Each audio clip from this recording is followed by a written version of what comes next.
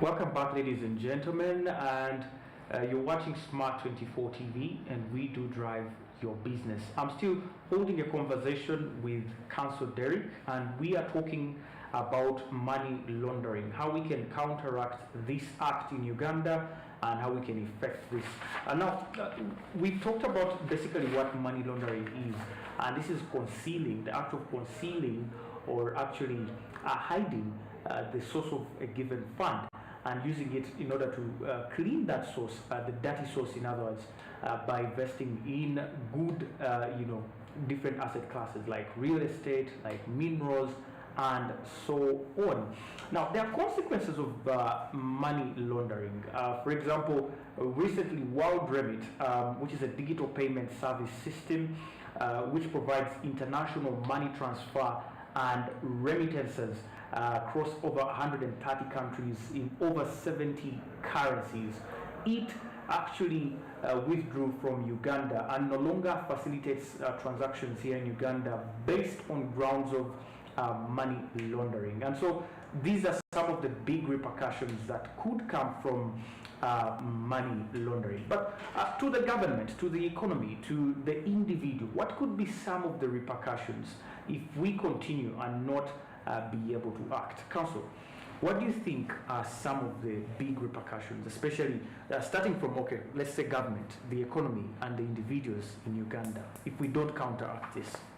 Well, it's shocking to say, but the consequences are dire. The consequences are apocalyptic, because money laundering, once unchecked, has the capacity to send the country back to Stone Age. Because money laundering simply means governments won't have power, regulators won't have power.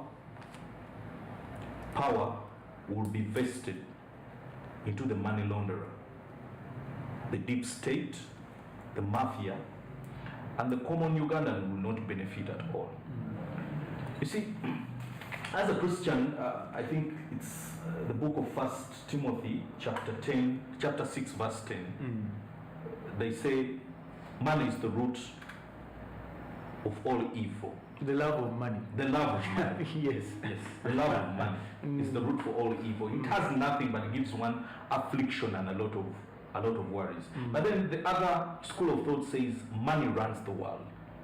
So you need money to survive. But then if the love for money goes without saying, the Ugandan saying, "Mumbera yona yona echijja chije," whatever, come what may, yes, I must achieve the money.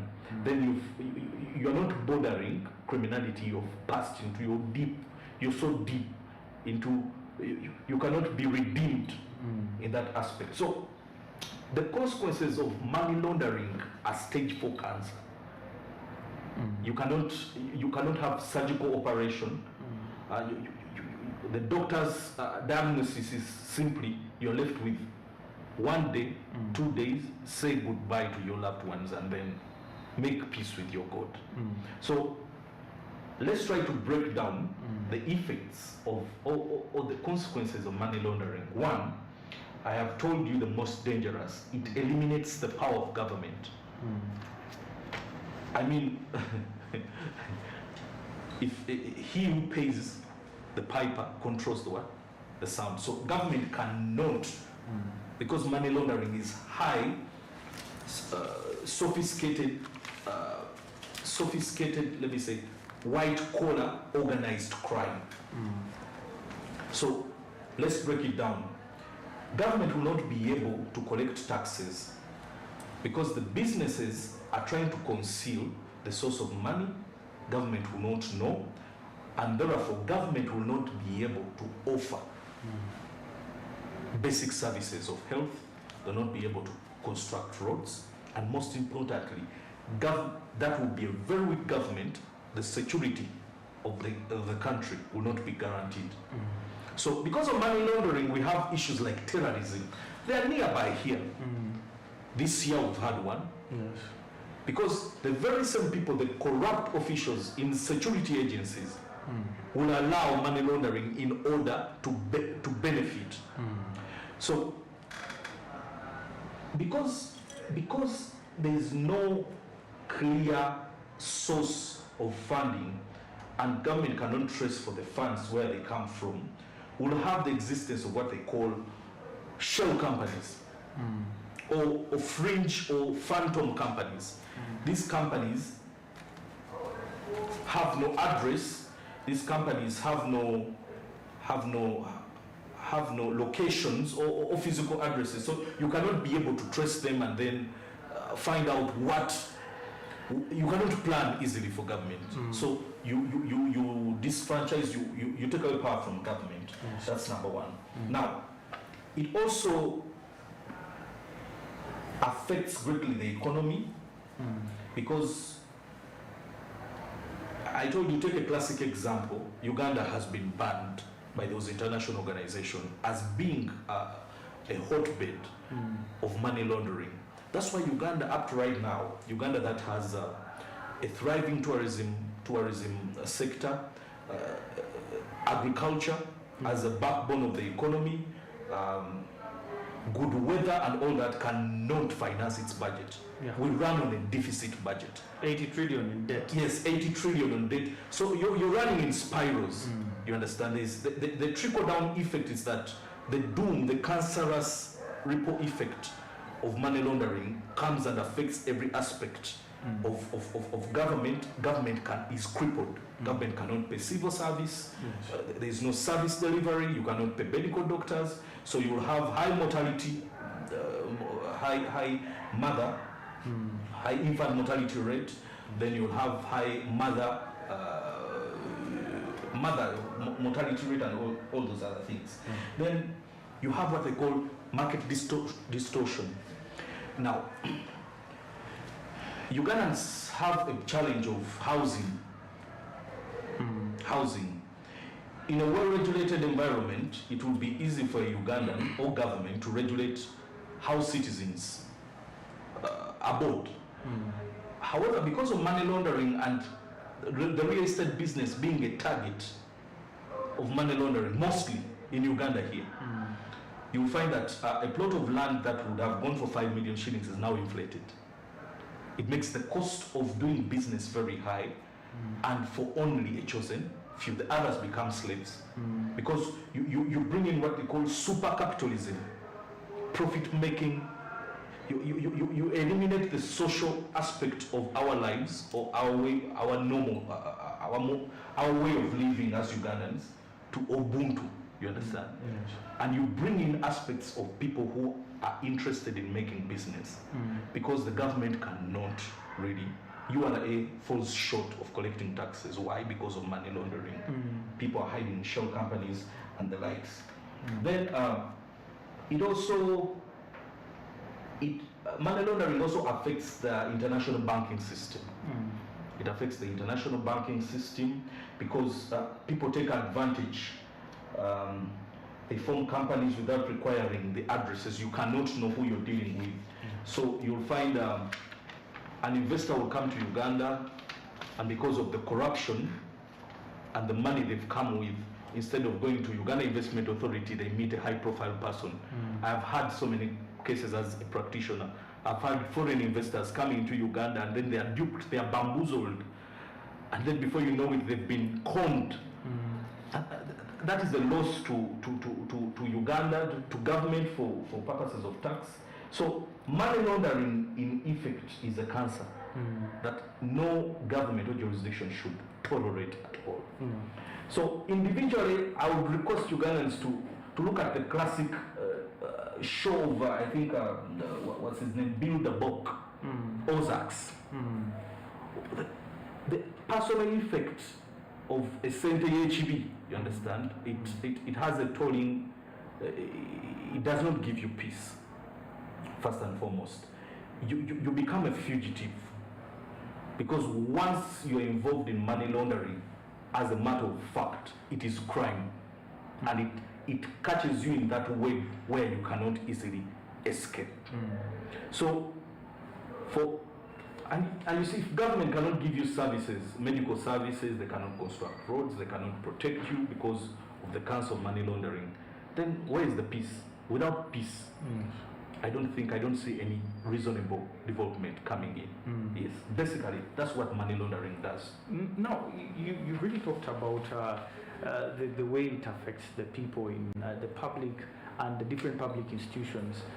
But people look at this as, okay, someone comes with a lot of money, I have a plot of land, and I need the money, you know. Me, who is selling probably the land, I don't know where this person is getting the money, but all I know, this person is coming in good faith, he has the money, usually they have cash. I think money launderers wouldn't want to go via, you know, banking or whatsoever. Traceable. Yes. So how is it? How can I be able to probe and know that, okay, I think this is, I need to take caution before taking this money? How do I get to that point and say, okay, if I take this money from this person, can I get to know where they got this money? Am I participating in crime? And then does, for example, in case of a case where we have someone who laundered money from government, do I, as a person who sold maybe a property, am I convicted? Am I part of the crime of this money launderer?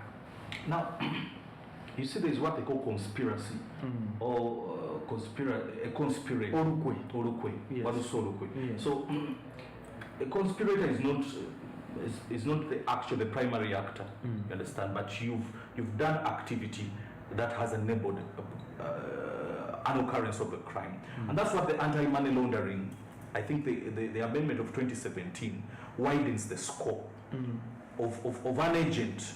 We've talked about earlier money muling. Those who know that the proceeds coming from sale of your land are proceeds coming from a terrorist who is going to, say, pitch camp on your land, you understand, without the alerting the authorities. The law, the Anti-Money Laundering Act, requires you to report suspicious, as a beneficiary of these suspicious transactions. That's what a good citizen is required for, of course.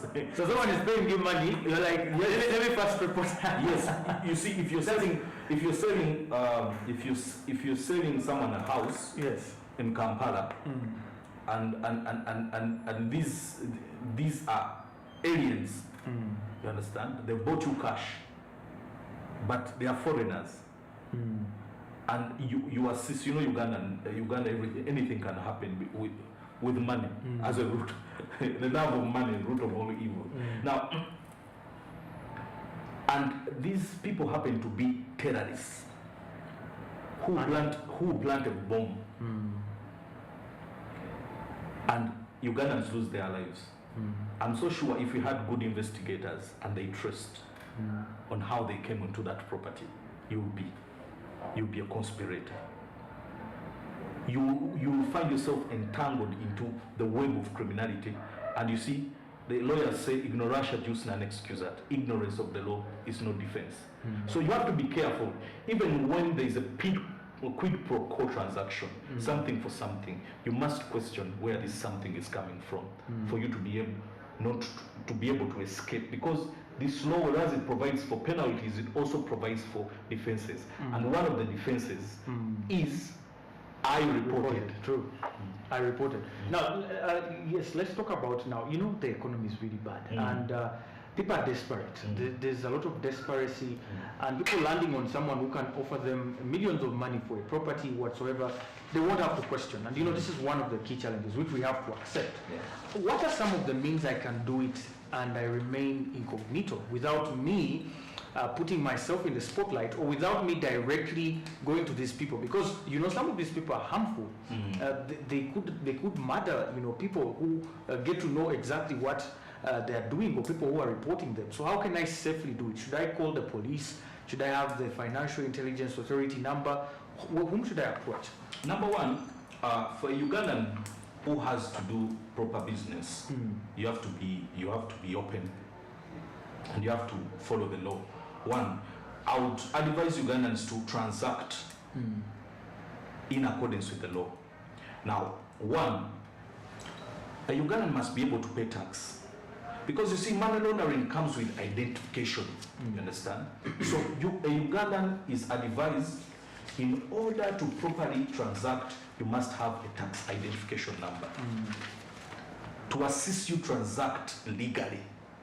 Because a transaction that has paid tax to government may not be questioned. even when it's red flagged at the tail end, your participation will be viewed by those in authorities as that of an innocent bystander, and not someone in cahoots with the criminal gangbanger. Now, Ugandans must be properly identified through national IDs, and they should insist on the purchasers of their property to also have national IDs to be traceable. You see, you must understand that not all that glitters is what? Gold. It's gold. It is one transaction, but if it's not properly conducted in accordance, because this law places an obligation on everyone, not only in government, to avoid or to prohibit or to stop money laundering, because they know the consequences. So in order for you not to be a victim in any criminal proceedings, or in any, it may not even be criminal, because it can weigh heavy on your conscience if you sold land and harbored terrorists who blew up the whole village where you come from, including your own children.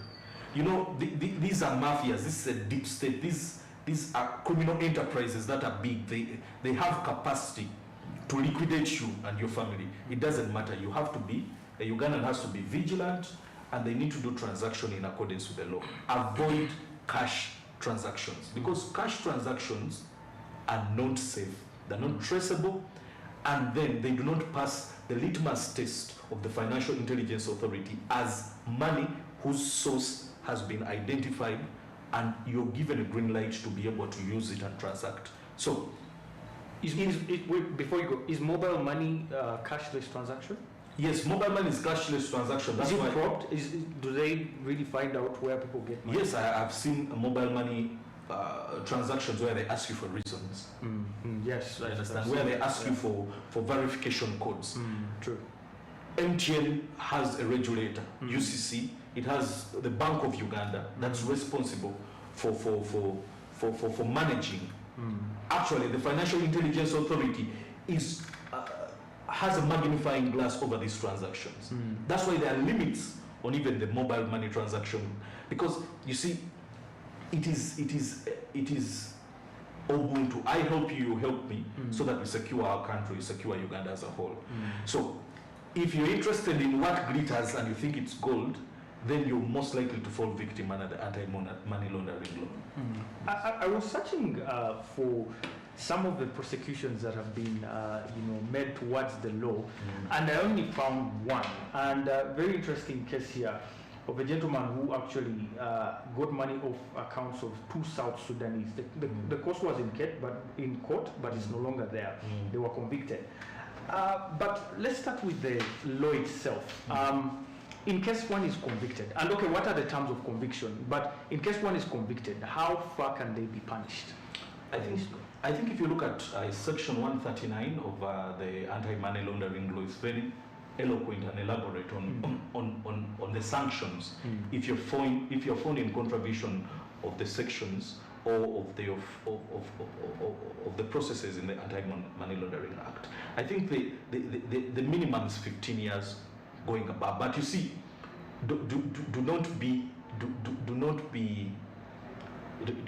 think that the sections or the sanctions in the Anti-Money Laundering Act are the only sections. You can be prosecuted under the Anti-Terrorism Act. You can be prosecuted under the Companies Act. You can be prosecuted under the Penal Code Act, obtaining money by false pretenses, the Anti-Corruption Act, tax evasion. You see, it will rain fire on you once you engage you engage yourself in activities that finance or support anti-money laundering in itself.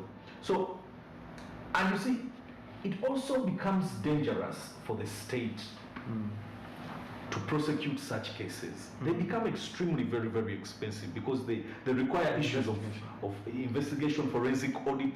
And you see, Uganda has a deficit budget. Police is underfunded. The Financial Intelligence Authority just has a thin layer. The courts, yes. The courts are overstretched. Yes. They don't even understand what's going on. So you see, once you allow this penetrate us, we all get confused and bamboozled, and then we just become what the Baganda called a chidukiro chabononi. You understand? Everyone becomes cohorts with money launderers and the mafia. So it is important that we save ourselves from the bigger expense of prosecuting or of increased budgetary requirements of our criminal justice system. By not bringing such issues that constrain the system that is already constrained. Then you increase penitentiary budgets, prisons. You see, every time we do not understand this, people will be remanded. So every time you put a prisoner in, we now have pandemics like COVID, Ebola, you understand? So it is a mix, and I think we have to get ourselves away from the cobweb of money laundering. But isn't the weak legal regimes also to be blamed for this? Because you're looking at all that period. We did have a law in place. Now we have a law in place, and we have only, according to my research, only one case so far has been actually successfully gone to prosecution level. Don't you think there's also some weakness from the legal side? Don't we need to facilitate more our departments of, the police departments of investigation? Because I believe, like you said, money laundering is a big problem, and I'm sure it's happening. As you said, even right now, yes, it's happening. Yes. How come we are not identifying those people? How come we are taking so long? We go back to the very issue we talked about earlier on, and that is, you see, money laundering has the capacity to demobilize government, and that's what it's doing. We run on a deficit budget, so we cannot fund. You cannot fund. Actually, the policy makers, the people who have the capacity to launder money, are not small people. Yes, and they don't launder small money. They don't launder small money, and these are people in charge, in charge of the country, in charge of our intelligence services, in charge of our banking sector. You understand? These are people who own banks. These are people who own multi-million-dollar businesses.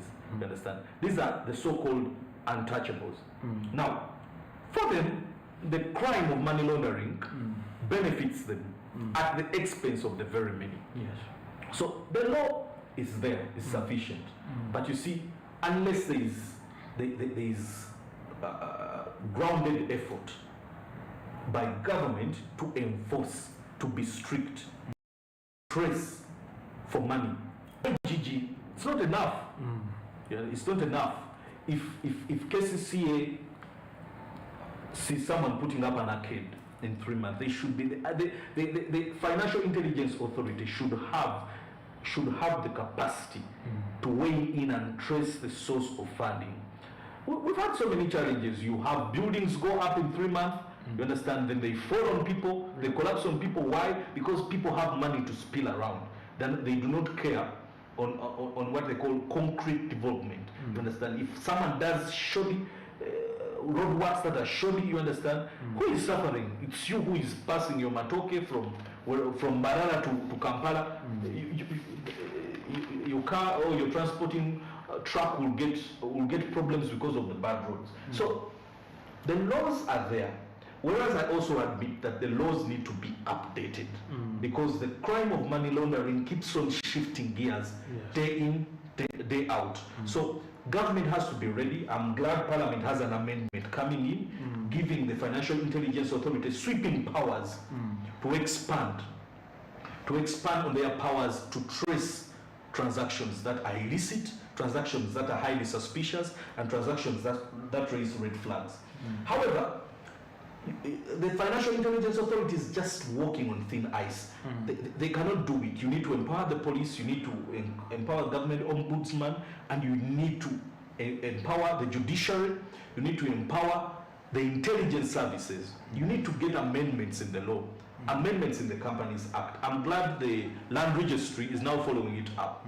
You cannot register or transfer land unless you have a TIN number. That's number one, tax identification number. Number two, a national ID with pictures. We have transactions dating back ago. You will not know who is who.